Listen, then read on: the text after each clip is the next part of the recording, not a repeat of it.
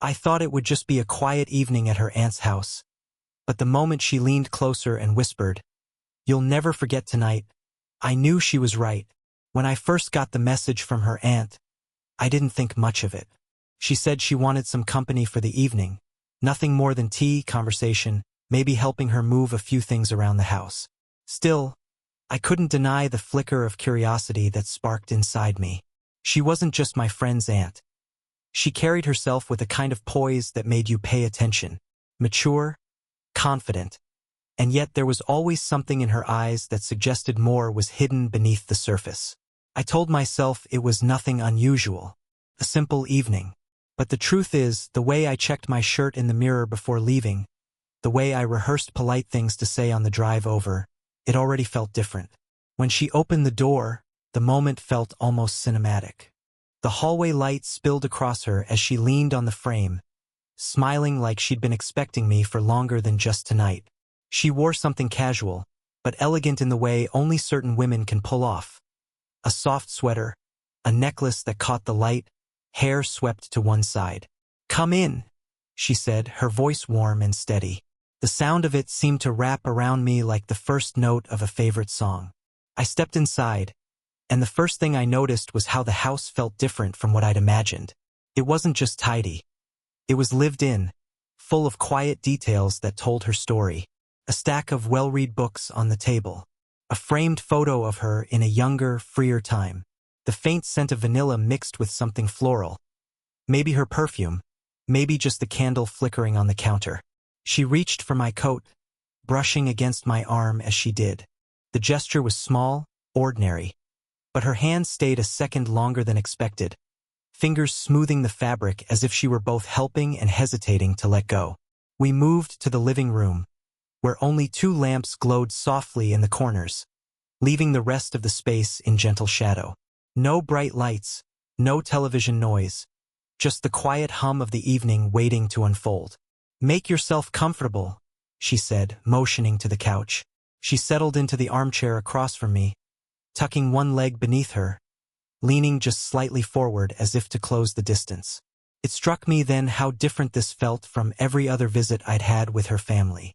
This wasn't a house full of chatter and noise, people coming and going. This was her space, her rhythm, her mood setting the tone. And for reasons I couldn't yet explain, I felt more alert, more aware, as if every detail of the night mattered. I didn't know what the evening would become, but I knew one thing with sudden certainty. This wasn't going to be just another polite visit. Something was shifting, and I could feel it in the way the room seemed smaller, the way her eyes met mine and stayed there just a moment longer than necessary. And though I didn't yet understand why, a quiet voice inside me whispered, "You'll never forget tonight." She brought out a tray a few minutes later, balancing it with an ease that made me feel clumsy just watching. 2 cups of tea, steam rising in thin ribbons, and a small plate of biscuits she'd arranged as though I were an honored guest. I started to rise to help her, but she waved me back down, smiling in a way that said she had everything under control. The tea was hot, fragrant, something floral with a sweetness I couldn't quite name. I cradled the cup in my hands, letting the warmth settle into my palms. Across from me, she sat back, crossing her legs with the kind of quiet confidence that comes from knowing exactly who you are. At first, the conversation was polite, the kind you expect, asking about my work, whether I was still writing, what my days looked like. But it shifted quickly, without warning, into something else. She asked about my childhood, not as small talk but with real interest. She wanted to know what I had wanted to be when I was 10, what I feared when I was 15. Her eyes never drifted away.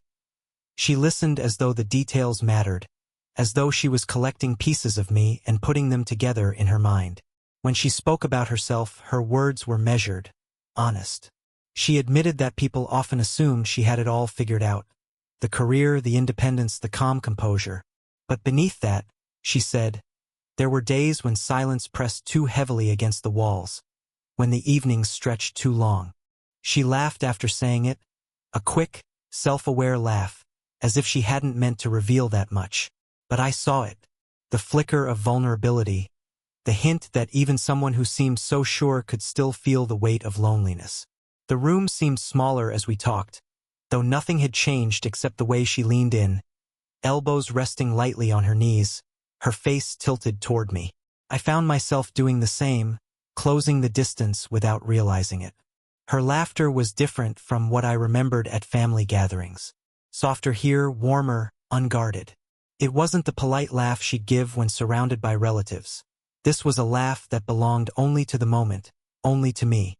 Every detail became sharper. The way her fingers tapped lightly against the rim of her cup while she thought.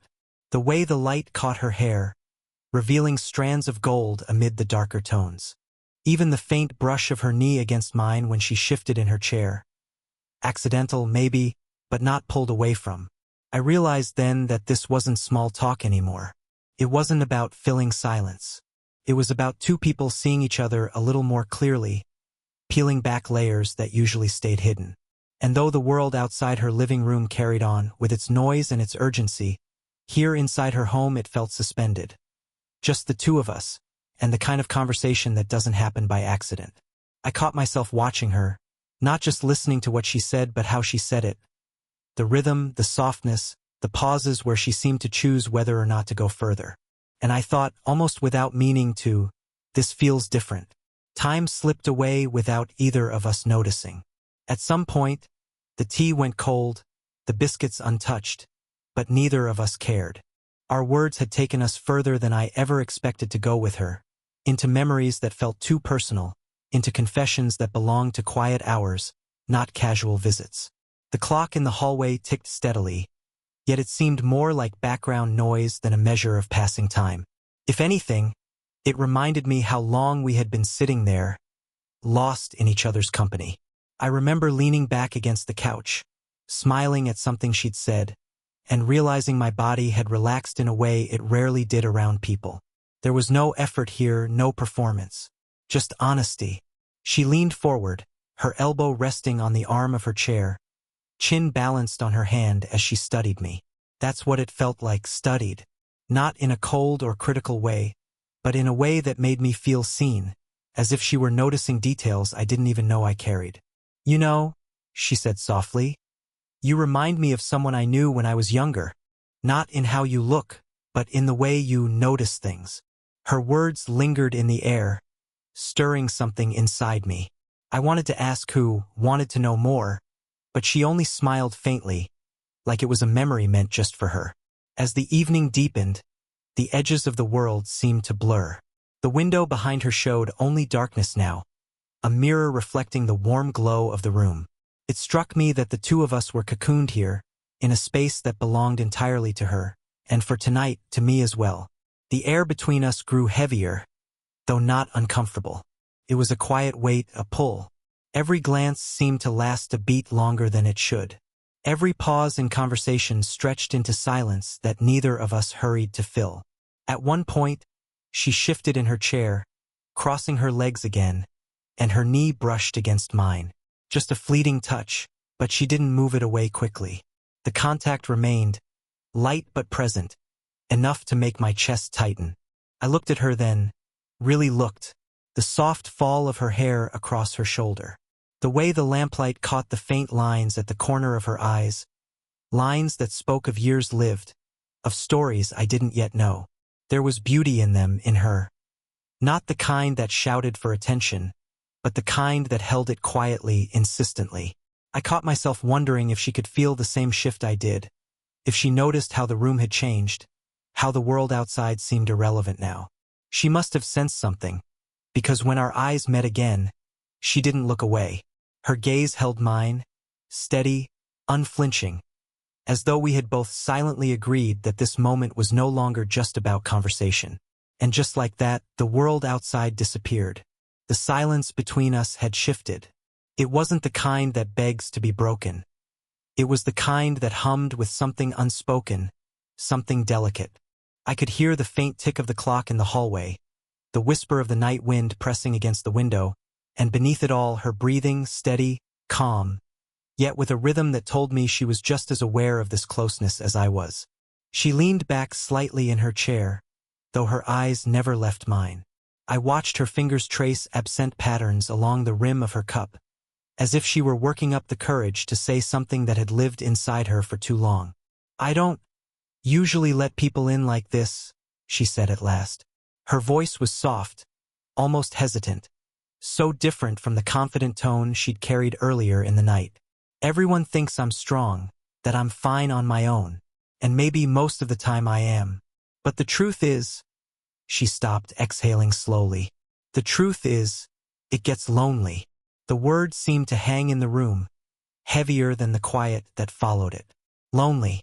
It was the first time she had stripped away the polished exterior and shown me something raw, something real. I didn't rush to fill the silence. I let it settle, let her know that I wasn't afraid of it, or of her honesty. When I finally spoke, my voice felt lower than usual, almost cautious. "I know what that feels like. People see what they want to see. But underneath, it's different. And when someone actually notices, really notices, it changes everything." Her lips curved into the faintest of smiles, though her eyes glistened with something softer, more vulnerable. For a moment, it felt like she was trying to memorize me, like she was weighing whether or not to trust me with the rest of what she carried. The space between us felt impossibly fragile, like one wrong word could shatter it. I didn't move, didn't speak further, just let the moment breathe. Then, slowly, almost unconsciously, my hand shifted across the small table that separated us. My fingers brushed lightly against the back of hers. It wasn't bold, wasn't planned. Just a quiet acknowledgement, a way of telling her without words, "I hear you. I see you." She didn't pull away. Instead, her hand stilled, then turned just slightly so that her palm opened toward me. Her skin was warm, smooth, the kind of warmth that spread instantly through my chest. Her gaze softened as she whispered, "You shouldn't have to carry yourself all the time either." And in that single exchange, the touch of our hands, the honesty of her words, the night transformed. The boundary between polite conversation and something deeper had been crossed. We hadn't named it yet, but we both knew. This wasn't just two people talking anymore. This was two people standing at the edge of something neither of us had expected, and both of us were quietly choosing not to step back. Her hand rested beneath mine now, still and waiting, as if she were giving me the choice to continue or to let go. That small act, the quiet offering of her openness, felt more significant than anything either of us had said all night. I let my fingers settle more firmly over hers, not gripping, not claiming, just holding. A simple contact, yet it carried the weight of 1,000 words neither of us could quite speak. She glanced down at our hands, then back up at me. Her eyes were softer now, less guarded, and for the first time I noticed the faint tremor in her breath. Confidence was her armor, but here it was set aside. What she offered me in that moment wasn't control or allure, it was trust. We stayed like that for a long while. Time seemed to stretch, the air between us charged but calm. My thumb moved in a slow, instinctive arc against the side of her hand, and I felt her respond with the slightest tightening of her fingers, as if she were holding on to me in return. "Do you ever think," she murmured, her voice barely more than a whisper, "that maybe we meet certain people at exactly the right time, even if the world wouldn't understand it?" Her question lingered, trembling in the space between us. I swallowed, searching for the right words. "I do," I said quietly. "I think sometimes it feels like the world fades out, and all that matters is what's right here, right now." A faint smile touched her lips, one that seemed equal parts tender and uncertain. She shifted slightly, leaning just a little closer, enough that I could catch the faint scent of her perfume again, warm, floral, and something uniquely her. I could feel the subtle warmth radiating from her, the nearness of her presence. The room was unchanged, the same dim lamplight, the same shadows stretching along the walls, yet it felt transformed, as though this small living room had become the center of something neither of us could ignore. Her free hand moved slowly, almost tentatively, resting lightly on my forearm. The touch was gentle, testing, but steady. My skin tingled where her fingers lay, and I couldn't help but let my gaze drop to the sight of her hand there, delicate but certain. No words were needed, The silence spoke for us. It was a silence heavy with understanding, with a recognition that we had stepped past a threshold neither of us planned to cross when the evening began. In that moment, everything ordinary fell away. There was only her, the warmth of her hand in mine, the softness of her touch on my arm, the steadiness of her eyes holding mine. And I realized that sometimes the smallest gestures, a hand resting over another, a thumb brushing lightly, the courage to stay close instead of pulling away, are the ones that change everything. The night had stretched longer than I realized. The clock had already slipped past midnight, yet neither of us moved as if it were late. Time once again belonged only to us. The tea was cold, the lamplight softer than ever, and our hands remained loosely joined, as though letting go might undo everything that had passed between us. Eventually, though, the practical world stirred its head. She rose slowly from her chair, smoothing her sweater, and said with a gentle smile, "I should let you go before you fall asleep on that couch."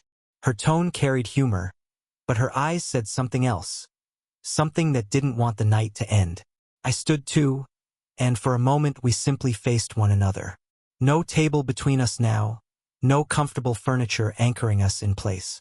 Just her and me, standing in the quiet glow of the living room, the weight of the evening pressing in around us. She walked me to the door, her footsteps light against the hardwood. I followed, still carrying the warmth of her touch along my arm, still hearing her laughter in my ears.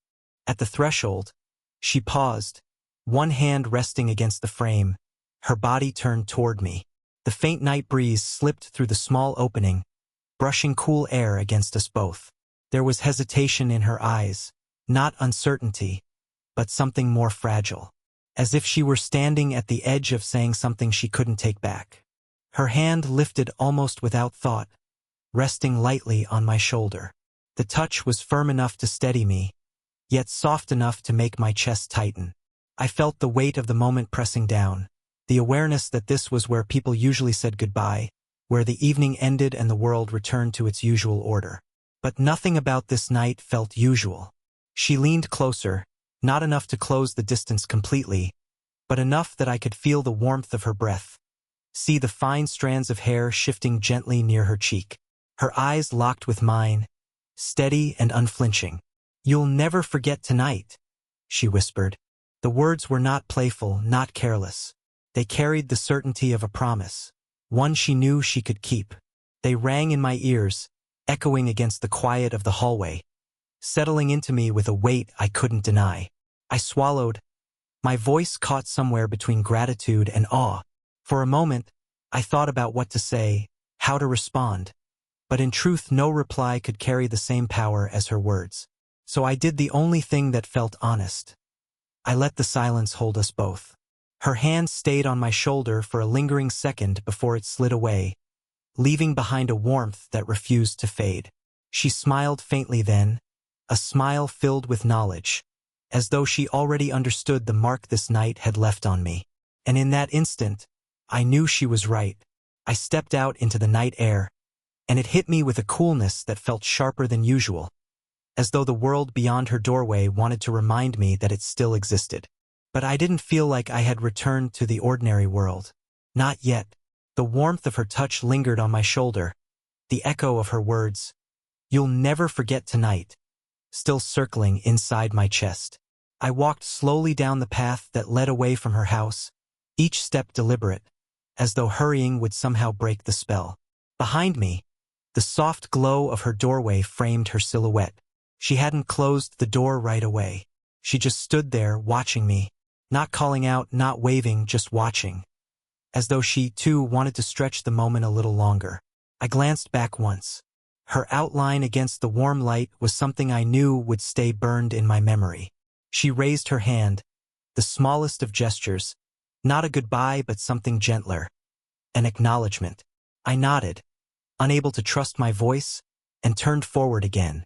The street was quiet, only the hum of a distant streetlight and the soft rustle of leaves overhead. Yet everything around me seemed sharper.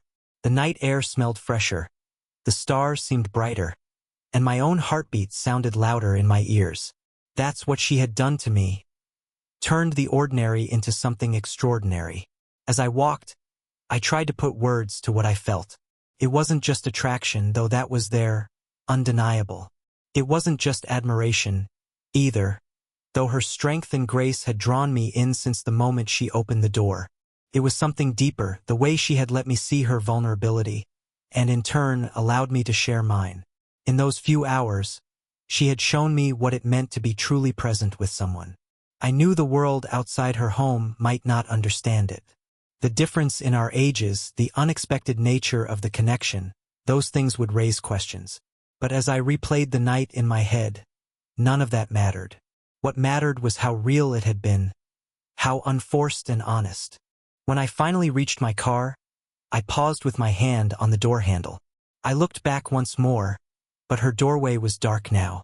She had gone inside, and yet, I didn't feel the absence of her presence. I felt the permanence of it. She was right. I would never forget tonight, not because of what did or didn't happen, but because of what it meant. A moment where two lives crossed in a way that left them both changed. I sat behind the wheel, but I didn't start the engine right away. I just let the memory settle into me. Her voice, her touch, her laughter. The way the world had disappeared, leaving only us. And I knew, as surely as I knew my own name, that no matter what came after, this night had become a part of me, forever. If this story touched you the way that night touched me, don't forget to like this video and subscribe for more slow burn age gap romances. And in the comments, tell me, have you ever had a moment you knew you'd never forget?